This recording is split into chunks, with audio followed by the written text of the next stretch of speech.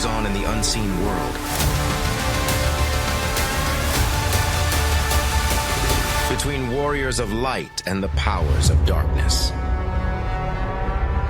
A war for the hearts of men.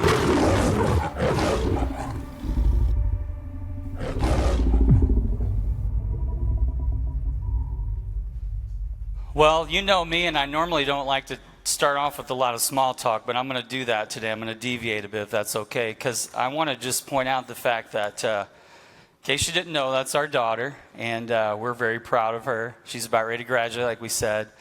And Sophie, along with some students around the country, wrote that song. And it's on iTunes. If you look up Enlightened Students and the song Freedom, it's out there. It's on Spotify and all the platforms. But that song speaks to a generation. It speaks to what's happening as God is freeing and releasing students around the country at their schools. And I talk about it quite often. I'm going to talk about it a little bit today. But just within the last 2 weeks, there was a prayer group at a school around the country that we're connected with through Claim Your Campus, where 52 students showed up at their school to pray for their school. Isn't that incredible? There was a middle school student last week that showed up to pray for one of their friends, a fellow peer middle schooler student that's addicted to marijuana, and God set them free in the hallway as one student prayed for another. There was a principal that was wheelchair bound at a public school, and a student with Claim Your Campus prayed over that, their own principal, and saw them get out of that wheelchair and be healed right in the hallway of the school. It's incredible what God's doing. So we spent the week in Washington, D.C., and I want to thank you for your prayers. And many of you watched and you were texting us. I just want to share with you some of the pictures. This is me talking about what God's doing and leading prayer in the nation's capital this week. And the next picture is of our board, which I now lead, representing over 50 years of ministry around the country. An incredible group of people I get to lead. And let's look at that next picture. You might recognize those two people. We get dressed up a little bit sometimes. It's all right. Go to the next one. You might know who lives in that house there. We did some prayer walking, and there were some people from Daybreak with us and some others, and you'll see that here in a minute. Let's go to the next one. This is Tony Hall. He is a retired representative from Ohio. And let me tell you about what Tony did. He stuck his neck out in 1988 as a Democrat and put his name and support behind the amendment to make the first Thursday of May the official day of National Day of Prayer. And Tony did that. And he took a lot of hits politically that really actually damaged his career in politics. But he did it because he was a brand new believer, and he believed that to build momentum around a National Day of Prayer, it should be at the same time every year. So we were able to thank this man and his incredible leadership. The next picture, I believe, is of, this is another event that we did. This is in the Museum of the Bible. And if you ever get to Washington, D.C., let me encourage you, this is rated as the best museum in D.C., and that's really saying something. It's only about 6 years old, and it cost $1 billion to build this experience, and it is quite amazing. So that's where we're standing for that event. Next picture, this is Steve Green. He's the CEO of Hobby Lobby, a little company you may have heard of. And Steve Green is the visionary behind the Museum of the Bible, and Steve Green is the leading evangelical Christian philanthropist in the world. And we are privileged to spend a little bit of time with him this week as well. And then one more picture here, some people you might recognize, some of our folks here from Daybreak that were able to share that experience and serve.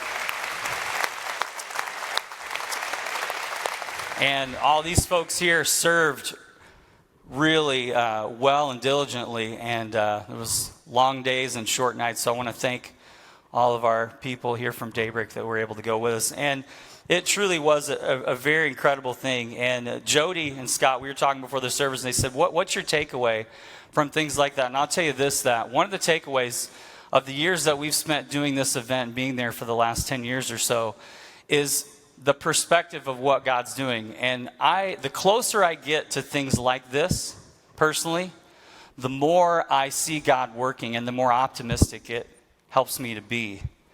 And so let me just share that word of encouragement with you. And as the president does every year, whoever holds the office, they proclaim a declaration of a day of prayer. And I want to read to you what Joe Biden issued a day early, by the way, which is very helpful to the National Day of Prayer to get the word out. He issued his declaration. I just want to read part of it to you.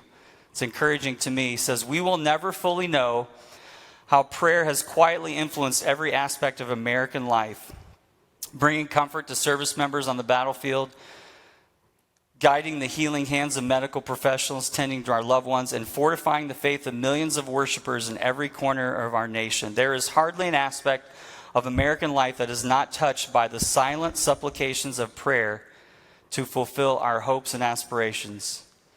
Today I pray that we see each other as we should, not as enemies, but as neighbors, and not as adversaries, but as fellow Americans and human beings. Only when we see ourselves in each other will justice roll down like waters, righteousness become a mighty stream, and America fulfill its true promise as a land of liberty and justice for all."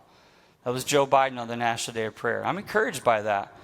I was also really encouraged in many ways that 47 governors, and this is pretty common, also proclaim and declare a National Day of Prayer, standing with the president, whoever that might be. 47 governors this year declared the National Day of Prayer. 3 states, you may have caught, did not. Any guesses? Illinois, Washington State, Michigan. Presented with no comment. That's okay. Last year we did have a National Day of Prayer by our governor, and maybe it's just one of those things that got missed, but let's encourage our governor as well as all the governors to do that. It's not a partisan statement because God is moving in America, but it's great to have that unified support. So being there this week, it's interesting, coming off a lot of travel, a very heavy schedule, coming back home to the people that we love. Let me just tell you that we got to be in the room with world-changing people, world-class Olympic medal athletes, incredible business people, people at high levels of influence in the military and government, senators, representatives, chaplains. And amongst all those people, what they had in common besides their faith was they know how to operate in the unseen world. And let me tell you that is a key thing for us to understand here this morning, is how do we operate in a world that we can't see and maybe we can't understand. So we're in week 6 of this series. This is it. This is the end. And we go into a new series next week. Ephesians 6:12, it reminds us of this unseen world. Our struggle is not against flesh and blood, but against the powers, rulers, and authorities of this dark world, and against the spiritual forces of evil in the heavenly realms. We're reminded here that there's something going on that we can't see. And we've talked about one of our operating procedures in the unseen world is getting to know those words of Jesus in Matthew 6. When his disciple says, "How do we pray?" And he gave him this prayer that many of us know. "Our Father in heaven, hallowed be your name. Your kingdom come, your will be done on earth as it is in heaven. Give us this day our daily bread. Forgive us our debts as we have also forgiven our debtors. And lead us not into temptation, but deliver us from the evil one." It's known quite often as the Lord's Prayer. And we've been talking about just 4 simple ways that we can kind of operate in that space. And I just want to remind you again of something that you can implement in your life, so simple around this prayer. The idea of beginning vertically, like we talked about with the reverence, "Our Father in heaven." If you're learning this journey and you're learning how to pray, start by going up and just pray. And pray about the goodness and the glory of God in this world and give him the credit. And then you can pray, "Your kingdom come, your will be done," a response. May your kingdom fill this earth. It's a kingdom we can't see. There has no borders or physical boundaries, but it's in our hearts and in our lives. And then give us this day our daily bread, and forgive us our debts as we have forgiven our debtors. It's things that happen every day. Those are the requests. And usually when we or just starting off by praying, a lot of times we just jump right to the requests. I want you to imagine just for a moment my interaction with Steve Green, the CEO of Hobby Lobby. You saw his picture. If I was walking up to him and the first thing I said to him is, "Give me money." How do you think that would go? Even if we had a close relationship, and often that's how we, without thinking about it, we enter into prayer. But when you think about that, give us this day our daily bread. God cares about our needs. You know, you have a need today. All of us do. We've got something we need to get through the day, and God has something for you in that. And then lead us not into temptation. So this is just a simple way to pray, just as a thought. So as we finish up this series, and we're talking about what we can do to operate in the unseen world, next week we're going into a new series called Pure. And so if you don't have your growth guide, let me encourage you, if you're here in the house on the way out, take a right and head to the lounge and grab one of these as we talk about God's design for us as humans. We're going to talk about how to live and think a pure life. Now, as we're going to read today, we're going to do something I haven't done before, and we're going to go back and look at what we looked at a couple weeks ago, but with a little bit of a different angle from the book of Daniel, 500 years before Jesus lived on this earth. And this book is kind of split in two. History at the first part, first 6 chapters. The last are prophecy, dreams, visions, things about the future. And Daniel had set aside 21 days, 3 weeks, where he mourned and just positioned himself, as we talked about, to hear from God. And then we're going to pick it up in verse 7. So it says, "I, Daniel, was the only one who saw this vision. He was there, and as he prepared himself, there was an angelic being that stood in his presence. He said, those who were with me did not see it, but such terror overwhelmed them that they fled and they hid themselves. So I was left alone, gazing at this great vision. I had no strength left. My face turned deathly pale, and I was helpless. And I heard him speaking, and as I listened to him, I fell into a deep sleep, my face to the ground. And then a hand touched me and set me trembling on my hands and knees. And he said, Daniel, you who are highly esteemed, consider carefully the words I'm about to speak to you and stand up, for I have now been sent to you. And when he said this to me, I stood up trembling. Now, this is the part we're going to focus on here right now. Then he continued, and listen to this. Do not be afraid, Daniel, since the first day that you set your mind to gain understanding and to humble yourself before your God, your words were heard, and I have come in response to them. But the prince of the Persian kingdom resisted me 21 days. Now, when he's saying the prince of the Persian kingdom, he's speaking of a spiritual being here. Then Michael, one of the chief princes, another spiritual being,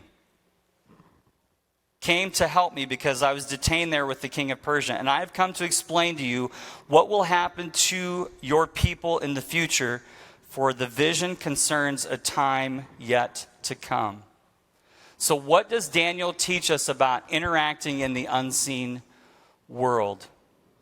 Well, there's several key things here, because what Daniel does is he gives us actually a blueprint to understand how we can shape the forces in the unseen world that exist all around us. And we mentioned this before, but just like radio, just like waves that we can't see that are invisible, we live in a world where there's something happening beyond what we can see with our own eyes. But the first thing that Daniel did was he set his mind to gain understanding. And that's really important. In a different translation, it says that Daniel prayed to gain understanding. It's something that Daniel did to set his mind in a place where he could hear from God. And what I find very often is we often jump into things, and we can do it really without trying to get an understanding of what's happening. And Daniel here says, the angelic being says, you stopped and you focused yourself so that you could gain understanding, that you could listen, C.S. Lewis talks about how we can position ourselves when he says this: from the moment you wake up each morning, all your wishes and hopes for the day rush at you like wild animals, especially if you have kids.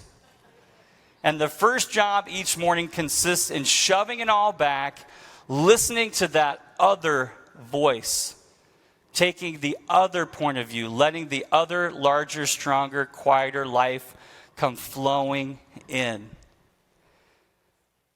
Boy, the moment that we wake up, the world is rushing at us. And to be positioned to respond, you have to set your mind to gain understanding. So this week, I was able to meet and interact with a man named Ken Harrison. And he is the president of a ministry called Promise Keepers for men, uniting them to be the men of God that God's called them to be. And Ken Harrison started off his career as a police officer in the Los Angeles Police Department. And he saw a lot of crazy things. He shared some of those things. One of the things he shared was that during times of crisis, when there was a pursuit and they were chasing someone and they were in a neighborhood, they would do their best to try to be safe in pursuing someone.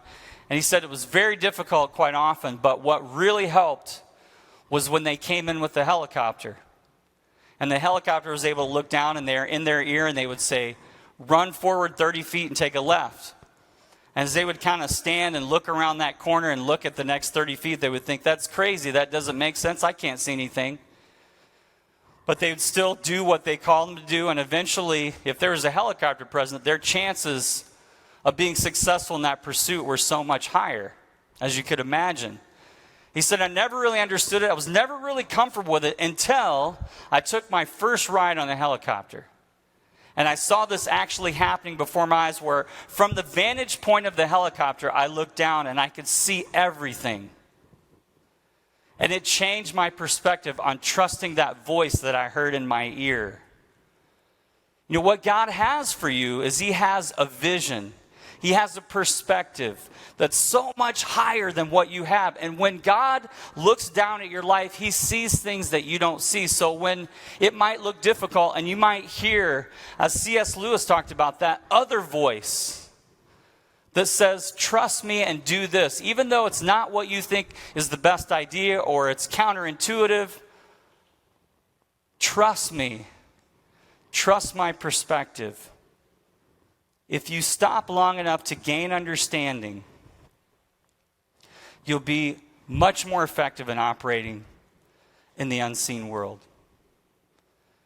And then it says that Daniel humbled himself. So this angelic being says to Daniel, from the moment that you set your mind to gain understanding, and then you humbled yourself. Now this isn't said by accident. Again, I believe this is a blueprint for us. That when you can humble yourself, it changes your perspective.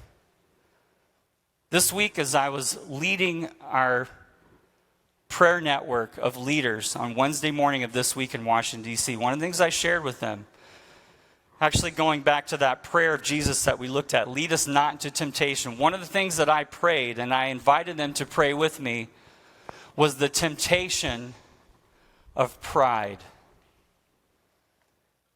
You know, I'm going to just be really candid with you here from Bennett. Can I do that? So the week before the National Day of Prayer, an email came to my office here and it said, could you send us Jeff's his biography that when we introduce him? And honestly, it came to me, and so I just typed up something real quick, and I've got some little bios out there here and there, and so I just kind of refreshed it a little bit and threw it out there, and it was 2 or 3 lines, and didn't think anything of it. And then we got to one of our meetings, and they started introducing everyone on stage, and their biographies were, and they did this, and they did this, and they held this office in these years, and they were so long, and I started to think, man, I blew it. I should have made mine really long, because now no one's going to know what I've done. I'm just being honest with you. And I sat there in that chair, And I thought, boy, man, I wish I would have told them about this and this. And I started going through the list in my mind like, man, there's people here that it would probably really help me do some things if they knew what I was doing. And then I felt the Holy Spirit say, Jeff, I know what you're doing. I know what you're involved in. And let that be enough. And so I was introduced, probably about the shortest of anybody. And there are some incredible people there, but that was just a little point where God was like, humble yourself. We all struggle with this in some way or another. I found that when I interact with people, if I find that their feelings are hurt really easily, you know what that typically means to me is there's an issue of pride. Because I find that true in my own life. If I find that, they didn't treat me in the right way, or they didn't do this, or they didn't honor me, or they didn't thank me, or whatever, and I think to myself, well, who am I really? And I can't tell you how many times that I've had my feathers ruffled, my feelings hurt, and God has said, right there, Jeffrey, that's pride. Let me get rid of that. You just be my servant, let that be enough.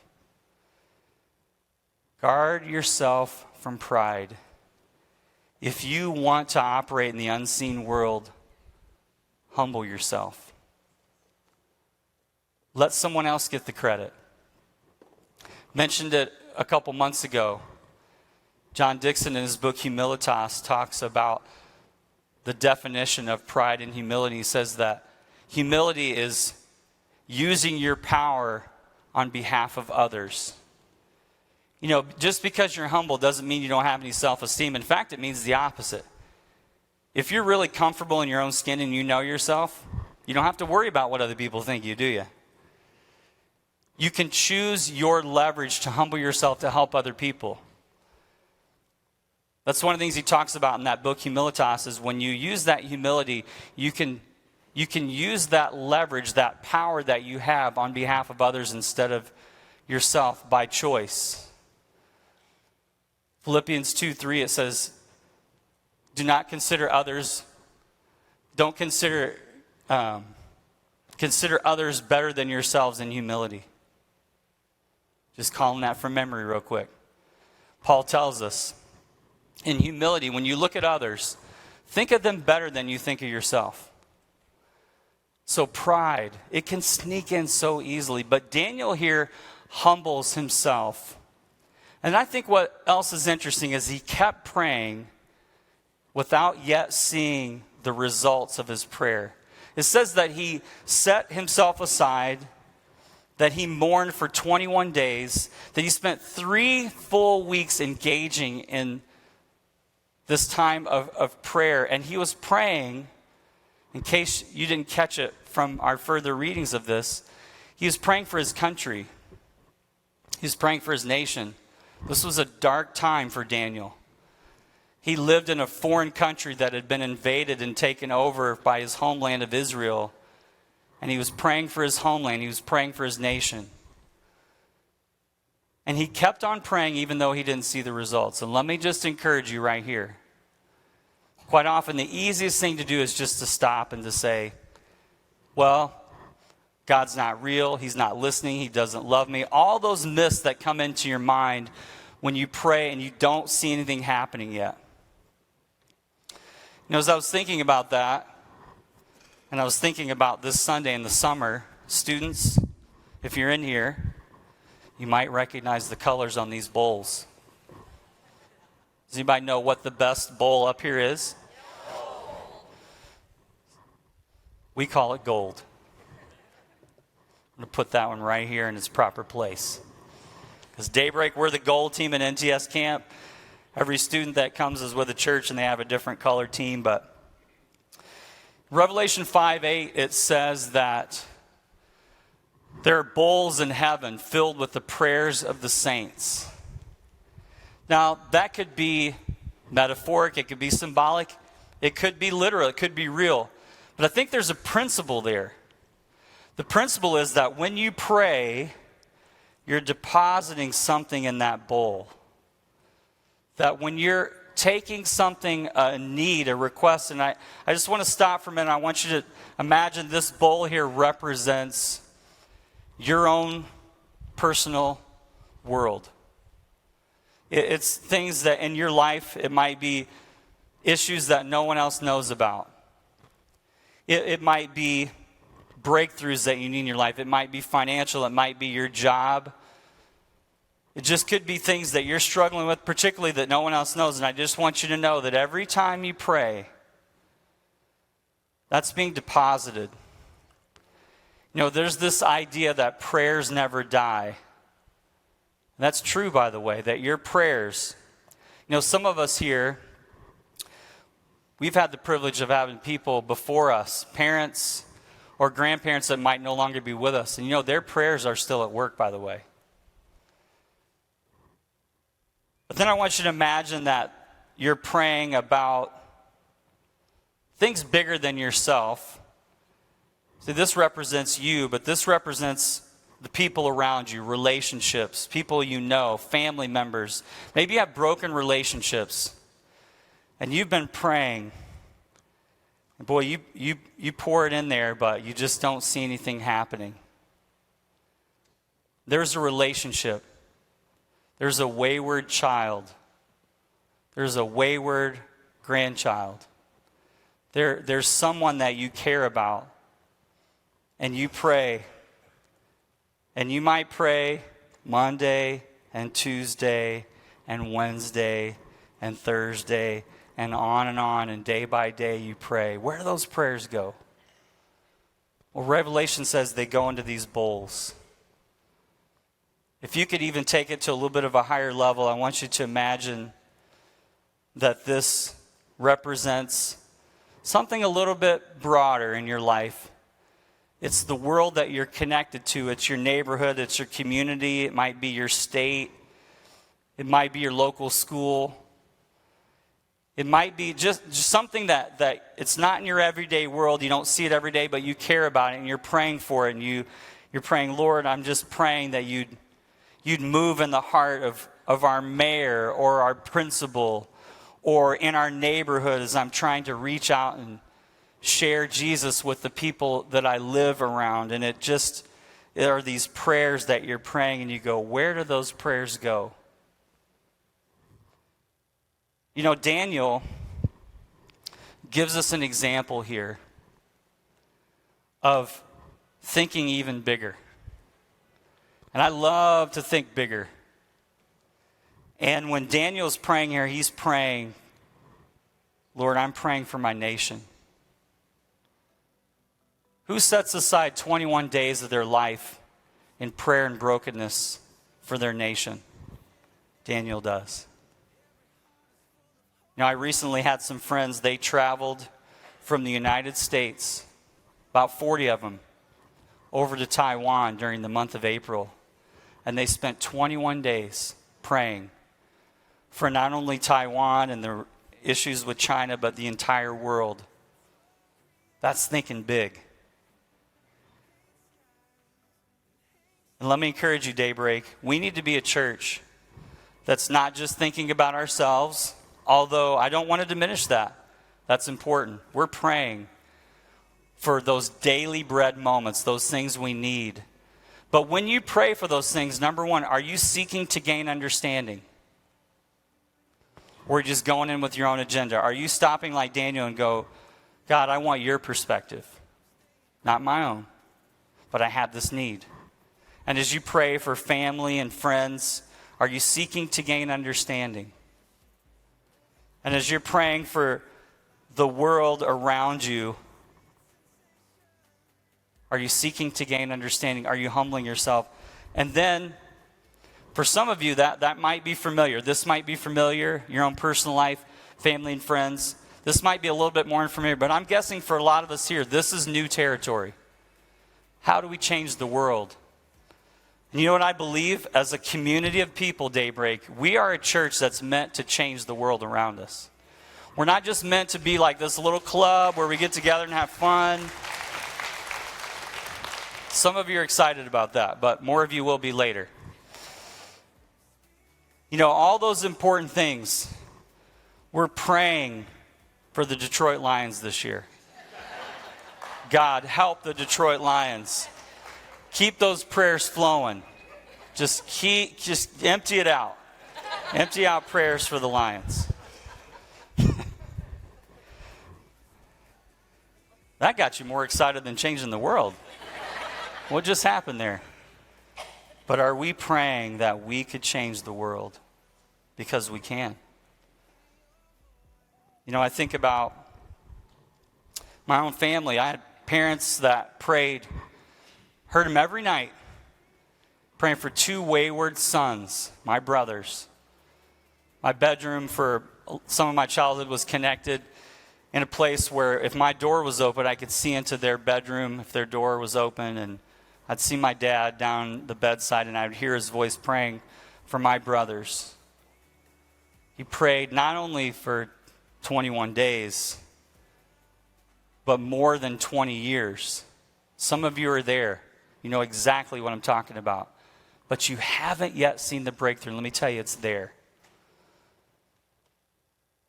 You know, as I've been praying for 20 years that God would fill every school with at least one group of students praying for change in that school. 1 million students. I've been praying that for 20 years. And you know what?